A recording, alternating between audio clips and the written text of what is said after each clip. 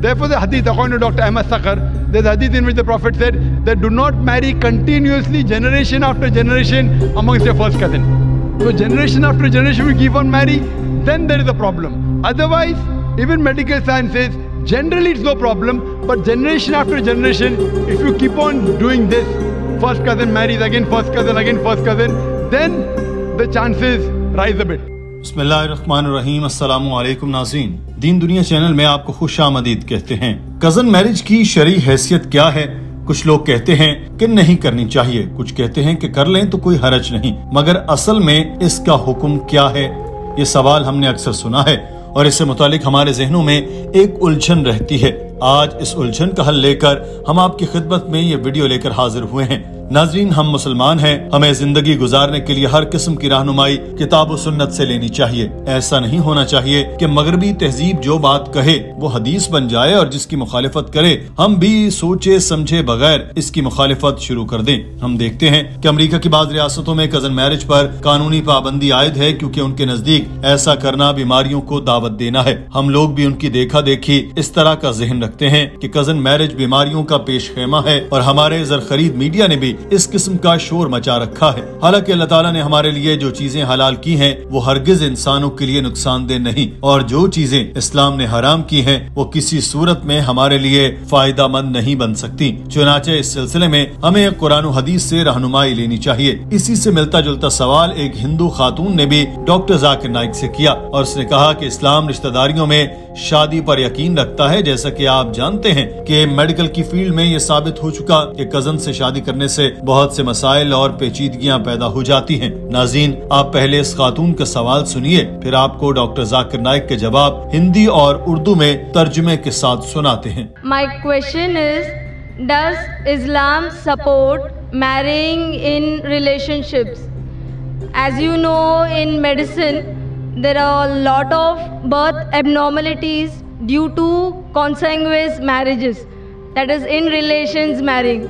इस सवाल के जवाब में डॉक्टर जाकिर नाइक ने उस खातून को सूरह निसा की पहली आयत और उनकी तशरीह करके बताया कि सूरह निसा में अल्लाह ताला ने शादी से मुताल्लिक हुक्म का जिक्र किया है और बताया कि कहाँ शादी कर सकते हैं और कहाँ नहीं कर सकते। सूरह निसा की आयत नंबर 22 में अल्लाह ताला फरमाता है, और उन औरतों से निकाह न करो जिनसे तुम्हारे बाप दादा निकाह कर चुके हो, मगर जो इस हुक्म से पहले गुजर चुका वो मुआफ है। बेशक ये बड़ी बेहयाई और गजब का बायस है और बहुत बुरी रविश है। इस आयत की तशरीह करते हुए डॉक्टर साहब ने बताया कि इस्लाम से पहले यह रविश आम थी कि बाप दादा के मनकूहा से भी निकाह कर लिया जाता था। इस्लाम ने आकर इसका सद्देबाब किया और इसको बुरा अमल करार दिया, और आज तहजीब याफ्ता दुनिया भी यही कहती है कि ये बहुत ही बुरी चीज है। यही चीज इस्लाम ने 1400 साल पहले बता दी थी। डॉक्टर साहब ने आयत नंबर 23 बयान करते हुए बताया कि इसमें इरशाद फरमाया गया कि तुम पर तुम्हारी माएं और तुम्हारी बेटियां और तुम्हारी बहनें और तुम्हारी फुफ्फियां और तुम्हारी खालाएं और तुम्हारी भतीजियां और भांजियां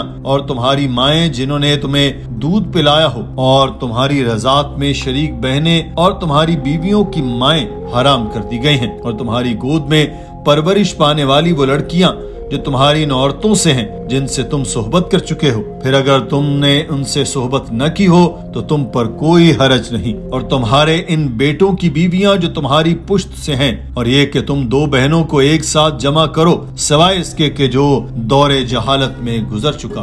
बेशक अल्लाह बड़ा बख्शने वाला मेहरबान है। इस आयत की तशरीह करते हुए डॉक्टर जाकिर नाइक ने बताया कि ज़माने जहालियत का चलन ये था कि इसमें माओं, बेटियों, बहनों, करीबी रिश्तेदार ख़वातीन में कोई फर्क रवा नहीं रखा जाता था। लोग इस्लाम को जानते थे क्योंकि हर पैगंबर ने, बेशक वो किसी भी कौम पर और किसी भी दौर में नाजिल हुए, उन्होंने एक ही पैगाम दिया, अल्लाह एक है, यानी अकीदा तौहीद दोहराया, और जो इस्लाम में अहकामात हैं हूबहू वही अहकामात इन कौमों को भी दिए।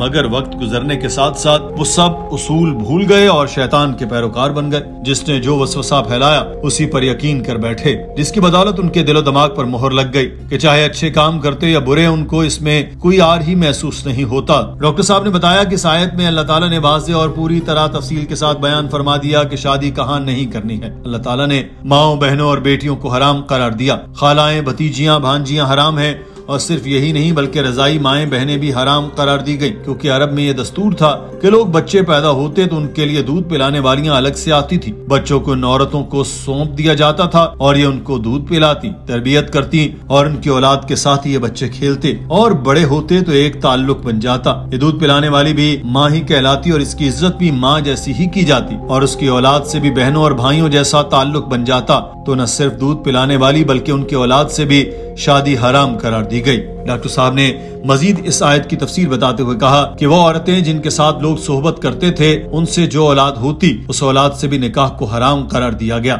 न सिर्फ वो बल्कि अपनी औलाद की बीवियों से भी निकाह को बहुत बुरा अमल करार दिया गया।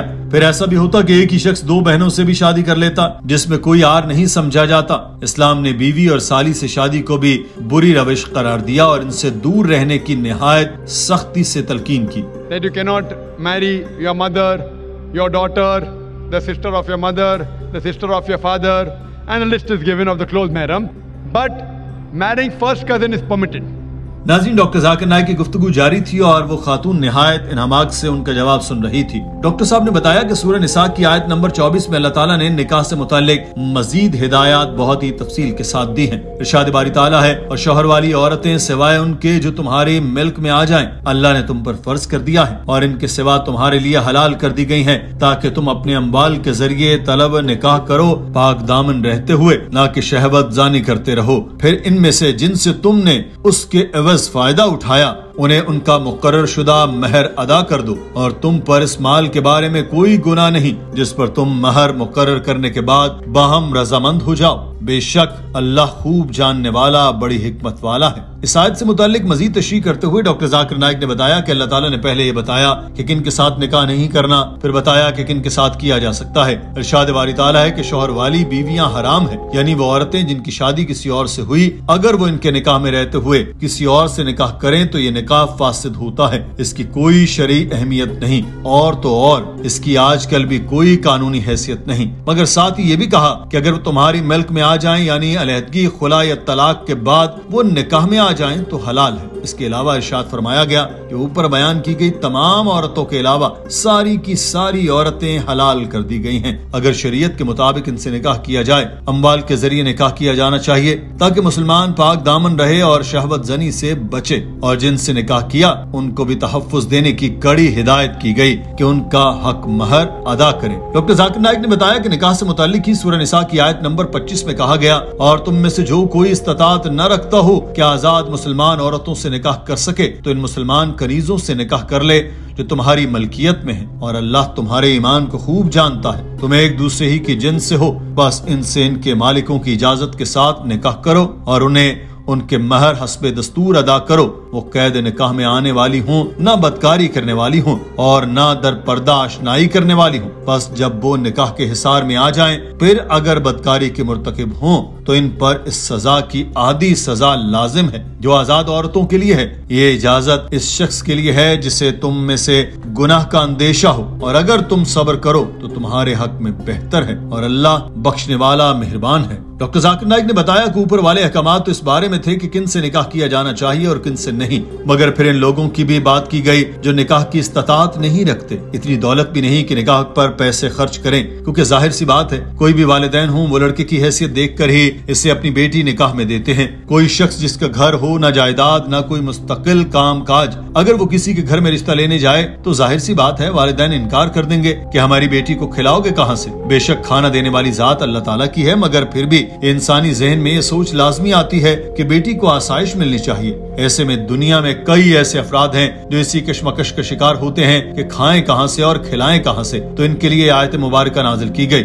सुभान अल्लाह, कैसी मेहरबान जात है जो अपनी मखलूक में दुनिया से महरूम लोगों को भी नहीं भूली। उनके लिए एक पूरी आयत नाजिल कर दी जिसमें कहा गया कि जो आजाद औरतों से निकाह की इस्तात न रखता हो, जैसा कि मैंने ऊपर बताया, तो इसको चाहिए कि वो मुसलमान कनीजों से निकाह कर ले। अब यहाँ ये सवाल पैदा होता है कि आजकल कनीजों का तो दौर ही नहीं, तो फिर वो मुसलमान आज क्या करें जो इन तमाम हालात पर पूरा उतरते हैं। तो इनको ये आयत समझने की जरूरत है कि जैसे मर्द दुनियावी अशिया से महरूम होते हैं, वैसे ही कुछ औरतें भी ऐसी हैं जो कि उन्हीं हालात के शिकार हों, तो इन दोनों को आपस में निकाह करना चाहिए। अल्लाह ताला दिलों के हाल खूब जानता है, वो जानता है कि किसके दिल में क्या चल रहा है, तो लाजमी बात है कि वो इन दोनों को भी जानता है और बदकारी के बजाय सिरात मुस्तकीम पर जाने का अल्लाह ताला अजर भी खूब देगा। अगर दुनिया में किसी को अजर न मिले तो आखिरत तो है ही। इस काम के लिए जिसने सब्र किया उसको इनाम मिलेगा और जिसने सब्र न किया उसके ठिकाना तो जहन्नुम ही है। डॉक्टर जाकिर नाइक ने यहाँ साइंस का भी तज़किरा किया और इस खातून के सवाल के जवाब देते हुए कहा कि जैसा कि आपने बताया कि फर्स्ट कजन से शादी की इजाजत है, बहन भाई माँ बाप से निकाह हराम है और आज की साइंस हमें बताती है कि अगर बहन भाई की शादी हो तो तिब्बी पेचीदगियों के बहुत ज्यादा खदशात होते हैं, जिन्याती मसाइल जन्म ले सकते हैं। फर्स्ट अंकल आंटी भाई की बेटी वगैरह से शादी की जाए तो बच्चों में जिन्याती मसाइल होते हैं। साइंस कहती है कि फर्स्ट कजन से शादी से भी जिन्याती मसाइल के खदशात होते हैं, मगर निहायत कम। जिन्याती मसाइल तब भी जन्म ले सकते हैं जब लड़का और लड़की एक दूसरे को जानते ही न हो। इसका ये मतलब नहीं कि जिन्याती बीमारियां सिर्फ रिश्तेदारों से ही शादी करने से आती हैं। And today science tells us that even in first cousin the chances is there, but it is negligible. Genetic problem can even come if two people, boy and girl, even if they are unknown, even if they are not relatives, yet there can be a genetic problem in them.